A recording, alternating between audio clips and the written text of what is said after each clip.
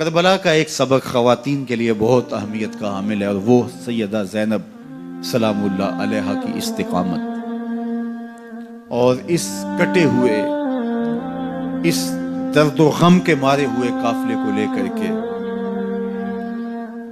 کوفہ سے قادسی اور وہاں سے دمشق اور وہاں سے شہر حبیب تک پہنچنا اور ان کی ڈھارس بنانا، اس کو تسکین دینا، یہ کتنا مشکل مرحلہ تھا۔ خواتین کا کردار اسلام میں، دین میں،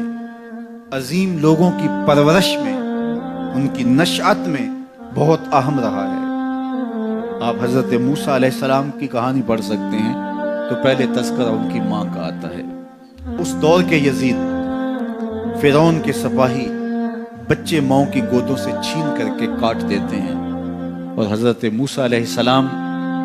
کی زندگی بھی اس خطرے سے دو چار ہوتی ہے، تو اپنے بیٹے کو ایک صندوق میں ڈال کے دریائے نیل کی موجوں کے سپرد کر دیتی ہیں، اور پھر کس طرح اللہ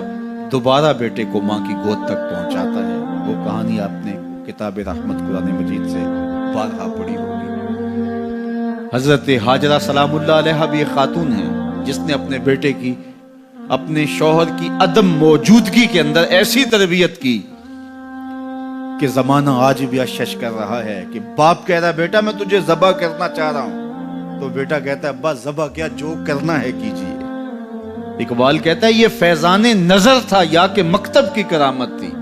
سکھائے کس نے اسماعیل کو آداب فرزند۔ وہ ماں تھی جس نے بتایا باپ کیا ہوتا ہے۔ تو جب مائیں بیٹوں کو آداب فرزندی سکھاتے ہیں تو بیٹے شاکار زمانے کا بنتے ہیں۔ تو یہ ماں تھی جس کا کردار سیدہ ہاجرہ سلام اللہ علیہا، حضرت مریم سلام اللہ علیہا کا کردار دیکھیے۔ حضرت عیسیٰ کی کہانی شروع ہوتی ہے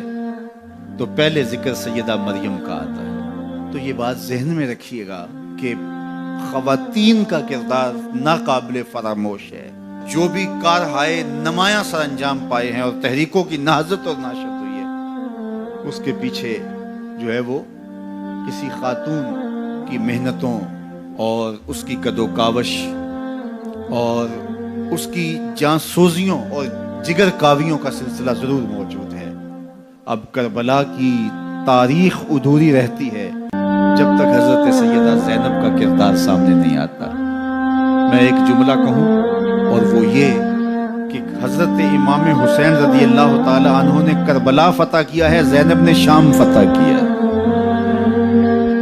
اور حضرت زینب کی خطابت کے تن تنے اور جس انداز سے آپ نے مخاطبہ کیا، اللہ اکبر، واقعی وہ علی کی بیٹی ہیں، حسین ابن علی کی ہمشیرہ ہیں اور خون نبوت ہے۔ تو کربلا کا یہ درس ہمیں کبھی بھی بھولنا نہیں چاہیے کہ خواتین کا ایک کردار ہوتا ہے، اور اس کردار کو جب وہ فراموش نہیں ہونے دیتی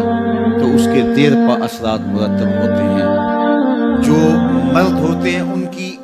ایک اور طرح کی ذمہ داریاں ہوتی ہیں، لیکن اندرون خانہ ذمہ داریوں کو جب خواتین